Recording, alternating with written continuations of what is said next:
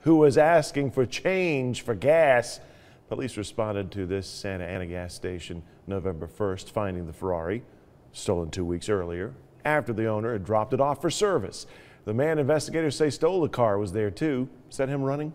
The car owner who purchased that car in 2016 planned to pass it on to her son as a family heirloom. Well, perhaps she has it back now. Now look at what's coming up at 6. That one's getting a ticket. Video of a Chattanooga police officer who was almost run over by a car. The message police released in response to the footage. Plus, I mean, what this case actually is much smaller than what it's been blown up to be. A detective's response to the Ooltewah rape case landed him in hot water with the law, but now the charges have been dropped. and we're live in Bradley County, where a SWAT standoff ended after 7 hours late today. The suspect was considered armed and dangerous. How he was captured, coming up. With coverage you can count on, this is Channel 3 Eyewitness News at 6. A husband and wife are in custody tonight following the standoff. Those two people ran into a home following a traffic stop. When police approached the vehicle, the driver pulled a gun, and police say he held it to his wife's head. Let's get right out to Channel 3's Kate Smith, who has been on the scene all day. Kate, tell us about the suspects. Greg, Sheriff Eric Walton says that couple is Mark Clay Kane and Andrea Pagan. They will both face felony charges this evening after that standoff. Kane has felony warrants in Georgia as well as in North Carolina, and now has multiple charges against him in Tennessee. The Alcohol, Tobacco, Firearm Agency will also charge him with felony warrants for being in possession of a handgun. Andrea will also be charged for today, despite being considered a hostage. Deputies spent hours working to negotiate with Kane to get him out of the house. Take a listen to how the SWAT team did that to get him out safely. Then he took the phone that was left in the house and kept on communicating with our negotiators. The negotiators kept him talking. Negotiations finally broke down. We put gas into the house, and we finally had to go in and take him out of a room that he had barricaded him and the lady into. Kane and Pagan were not injured. They were evaluated by EMS. The homeowner was also not injured today. She is spending the night with family. No gunshots were fired this afternoon, and the subdivision is slowly getting back to normal. Residents are now allowed back into their home, and as you can see, it's empty here. That the sheriff's office has cleared the scene. It's a sigh of relief here tonight after a very scary situation. For now, I'm live in Cleveland. Kate Smith, Channel 3 Eyewitness News. Kate, thank you. A Grundy County school board member has been arrested for the second time in 5 months. Police say Casey Anderson made a false report to police, and that caused the entire school system to be placed on a soft lockdown position. Channel 3's Caitlin Chastain joins us live now. Caitlin, what did parents and people in the area say about that arrest?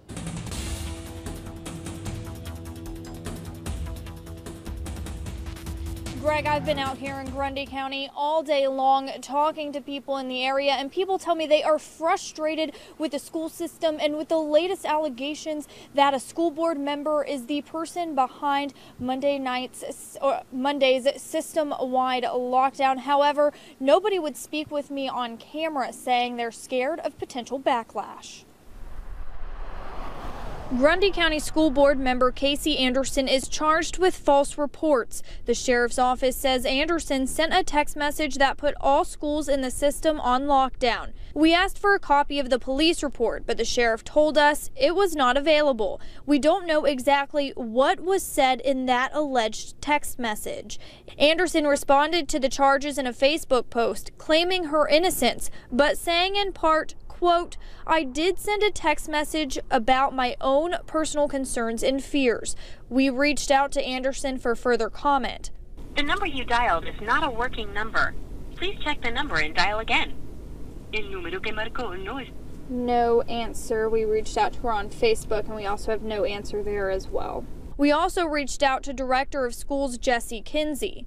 Hi, this is Caitlin Chastain with Channel 3, trying to see if Jesse Kinsey is in to speak with us for a moment. Just a moment. We wanted to talk more about the lockdown and ask what could happen to Anderson's position on the school board, but again, no answer. You have reached the mailbox for extension 119. We also reached out to the State School Board Association to see what the arrest could mean for Anderson's position on the school board. They told us that is something that's handled with local policies, so it's unclear what will happen moving forward. Now, this comes just about 2 weeks after former chairman of the school board, Robert Foster, resigned his position. In his resignation letter, Foster cited reasons such as the school board was no longer acting in the best interest of the students. Now, there was a school board meeting scheduled for today. It was canceled, though we haven't been told exactly why it was canceled. Right now, reporting live in Grundy County, Caitlin Chastain, Channel 3 Eyewitness News. Thank you, Caitlin. Anderson was also arrested back in June. She was charged with resisting arrest, public intoxication, indecent exposure, and making false reports. Police responded to Anderson's home because of a 911 call made by a neighbor. Anderson has a hearing on those charges next month. Perjury charges have been dropped against a Gatlinburg detective who was charged with perjury in connection to the Ottawa High School assault case. Channel 3's Tanisha Cordell joins us to tell us how it's possible. Tanisha. Well, Greg, Detective Rodney Burns was charged with 2 counts of aggravated perjury in Hamilton County Juvenile Court after his testimony in the Ottawa rape case. Now, the district attorney's office says Burns told a different story in court from reports he filed about the investigation.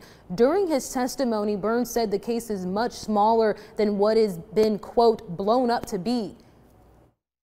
It wasn't sexual really in nature. Their intent was not, his pants weren't pulled down. They weren't doing it for sexual gratification. This was something stupid that kids do that shouldn't have been done.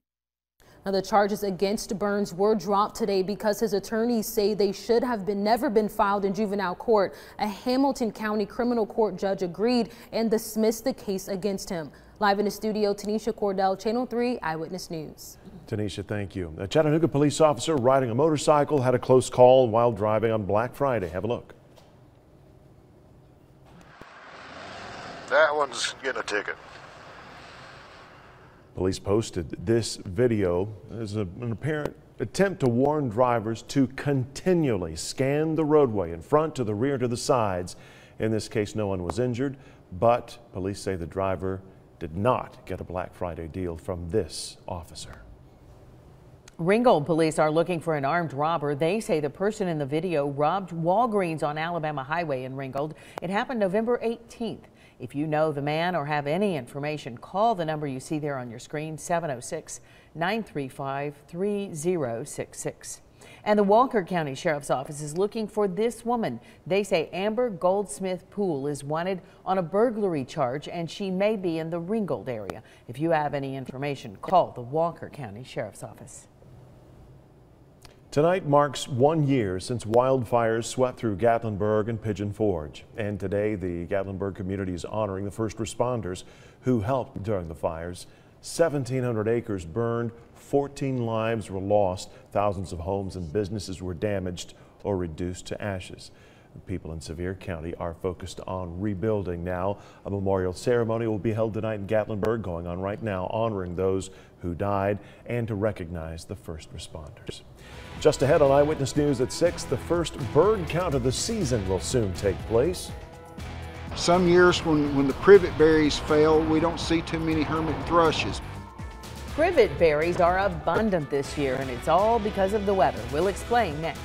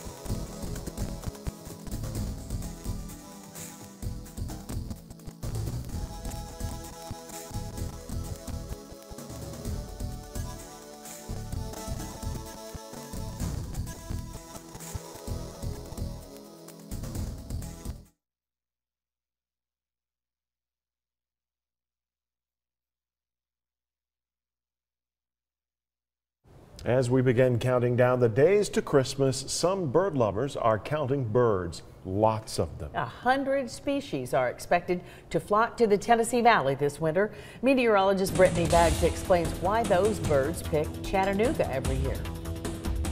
Bird enthusiasts will gather 3 times this Christmas season to watch and count the number of species in our area. It's an annual tradition that takes place along the Nickajack and Hiwassee rivers.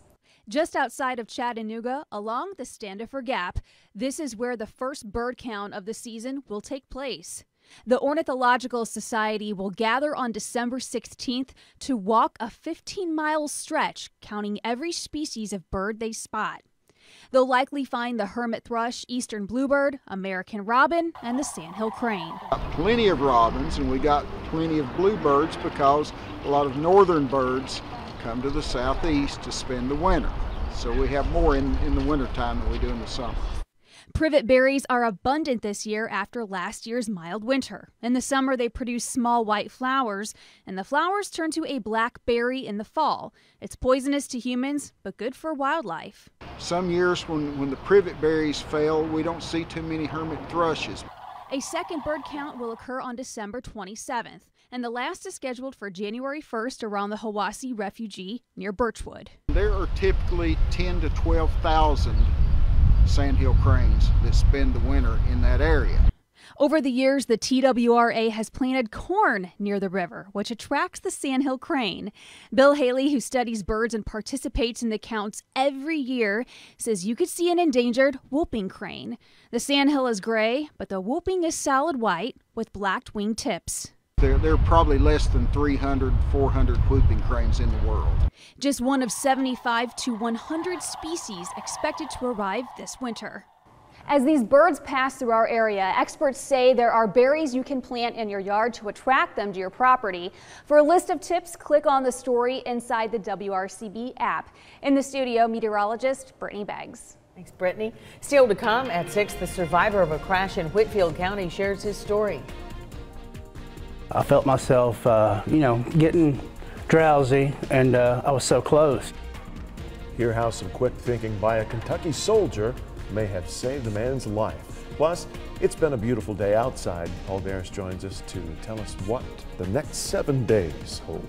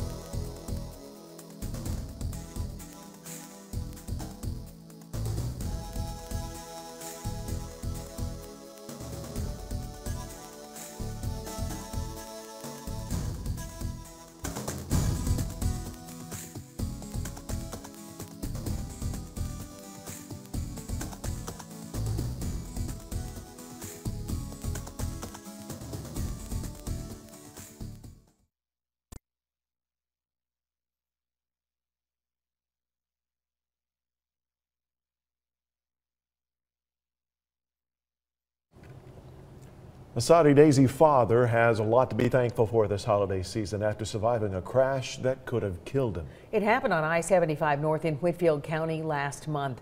Channel 3's Michelle Herron explains why the man is thanking a Kentucky soldier for saving his life. The road to recovery can be a long one. I was anxious to get home. I felt myself, getting drowsy, and I was so close. For Garrison Stewart, It's a road that he will remember forever. I dozed off for a split second. I wound up waking up to me hitting the guardrail on the left side. Stewart had just finished an overnight shift in Alabama and was on his way home to Soddy Daisy when he crashed on I-75 in Whitfield County. Army Private Clark Norman was behind him and watched it unfold. I looked up and saw him walking up the hill holding his arm, and I could see blood dripping from like 100 yards away. Norman, only 6 months into his military career, knew Stewart's injuries were serious. He knew he had to help. That's when his military training took over. He used a belt as a tourniquet. That's what I was taught to do, you know, grab something and stop the bleeding. I've never been squeezed so hard in my life. He grabbed that belt and just, you know, so it probably saved my life. This video shows first responders working on Stewart moments before flying him to Erlanger. The cut severed several nerves and the main artery in Stewart's arm. The same kind of injuries seen in combat and the same kind soldiers like Norman are trained to treat. Whether it's people stepping out of an office throwing like a little fake grenade to practice medical stuff, or just going out and practicing clearing rooms. Stewart still has 2 surgeries and a lot of therapy ahead to be able to use his arm again. But doctors say the future looks bright. A future Stewart says he wouldn't have if it weren't for Norman and the other Good Samaritans who stopped that day. For somebody to be that young, to be that confident and take control of such a situation like that, and such a, you know, I was very impressed with that young man. Although the road ahead looks a little different, Stewart owes it all to that young Army private who stopped to help a total stranger. We were able to connect Garrison and Clark, and they have spoken over the phone and tell me they plan to meet in person soon. In the studio, I'm Michelle Herron, Channel 3 Eyewitness News. Love sharing stories like that where we can tell you how it's turned out. Yeah, good. Now we want to check in with Chief Meteorologist Paul Barris. I just peeked over into the Storm Alert Center, and there's not a thing on that radar in our neck of the woods, Paul. Nothing. It's very, very quiet. The jet stream is pretty much what we call zonal, from west to east, a little dip in the middle part of the country, creating a little bit of rain. And by a week from now, we're going to start to see some changes. Still, it's going to be warm to begin with by next Tuesday, still over the southeast, but a lot of cold air is going to be sinking in to the midsection of the country, and then it's going to finally migrate off to the eastern half of the country, and we'll start to see it probably after December 8th. That's when the cold air will start moving in. As far as the satellite photo goes, all the cold air trapped off to the north. We have no clouds around here right now. There's that little wave out in the Kansas, Texas, and Oklahoma. A little bit of shower activity too up along the Great Lakes, but it's quiet. It's very, very quiet. 60 right now in the city, 56 Dalton, 58 out near Cleveland, and 56 in Altamont and Blue Ridge, while Murphy's at 45. Winds are lighting out of the south at about 5. 65 and 30, the high and the low for today, and we're about 8 inches above normal in rain for the year. Skywatchers told me it was a splendid day south of the city. Look at that, 68 in Chatsworth, 66 Calhoun, Dalton, Varnell, 64 in Lafayette, even 65 in Blue Ridge, Georgia, while we had 68 in Cleveland. About 55 up in the Mowbray Mountains, 67 in Trenton. In Ringgold, Johnny Park said 61, while Lookout Mountain and Signal Mountain both at 60. Mowbray Mountain was 55.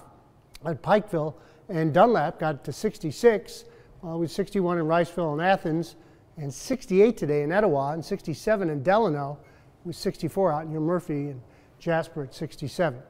High pressure is governing our weather right now. A little cold front gets close. It's so weak, though, it doesn't really do much. As a matter of fact, it dissipates, and we'll see a few more clouds rolling in to Thursday. Tomorrow, mainly a lot of sunshine, mostly sunny. And then into Thursday afternoon, again, some clouds and maybe a sprinkle or two. As that cold front passes, and then the cooler air moves in for Friday, and I just mean cooler, not cold. And then Friday afternoon, Friday evening, we start to clear off once again, and into Saturday morning, we may see partly cloudy skies once again. So for tonight, 40 and clear, and for tomorrow, mostly sunny, 67, a beautiful day. Tomorrow night, 49 and partly cloudy with light winds. The 7-day forecast Thursday, just a small chance for some showers. Actually, it's about 25% chance. 1 out of 4 of us may see some rain. Saturday or Friday, 60. Saturday, look at that, 66 degrees. Sunday should be about 62. And then Monday about 62, and Tuesday maybe some more showers. Now, after the 8th of the month, that's when the colder air is going to move in. And it's probably stick around for the rest of December too. So I like that you said after the 8th, because on the 8th, if I'm remembering my dates correctly, we're going to be out in the elements for a long time for Share Your Christmas. So if you could push it to after the 8th, right, it's a long way away, but the timing is such that the second half of the month is going to be very, very cold. Okay. Well, thanks. Right. Next in sports, the Vols are trying to clean up this weekend's mess with a top-notch hire. Paul Shaheen says landing their next target will not be easy, but there's a lot of money at stake, so I'm told that this next guy is going to mull it over. I can't top that. There's no rim shot. I had something planned to say. I can't beat that, but yes, how great of a tease is that? A mullet, an offer, and the Vols' next head coach, question mark. Find out how the Vols plan to land this said mullet. Plus, Kirby Smart is talking Auburn. The rematch is just days away. Our SEC Championship preview continues after the break.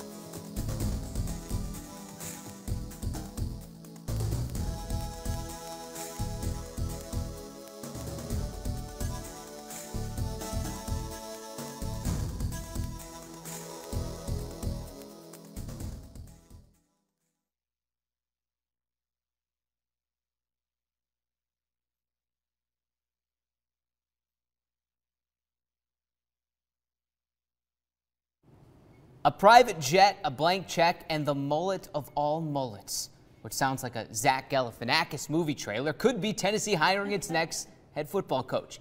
Tennessee is reportedly willing to double Mike Gundy's salary to pry him away from his alma mater, Oklahoma State. Reports say that even before today, the sheriff himself, Peyton Manning, called Mike Gundy to sell him on the job, and Gundy was impressed. According to those same reports, Tennessee officials, including athletic director John Currie, flew to Dallas today, met with Gundy, and made their pitch. College football insider Brett McMurphy reported that Gundy was, in fact, offered the Florida gig, but turned it down before the Gators tabbed Dan Mullen.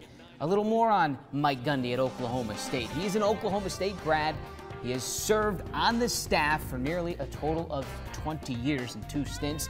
He's been the head coach since 2005, and he's had quite a prolific run on offense. His record as a head coach is 113-53. They were 9-3 this season. His offense averaged 46 points a game in the Big 12. He was named National Coach of the Year in 2011 and makes roughly $4.2 million annually. Sticking on campus in Knoxville, The Rock has been a good temperature gauge for the fan base the last few days. Here it was this morning before the sun came up. It read, "Bring Lane home." Lane Kiffin. The fan base signaling some of them are okay with a Kiffin return. Then the Gundy news started to spread, and by sunup, The Rock had a new coat. This is good. "Bring the mullet to Knoxville," it reads. Hashtag Gundy, and of course they added hashtag Fire Curry. For those not getting the mullet reference, do yourself a favor.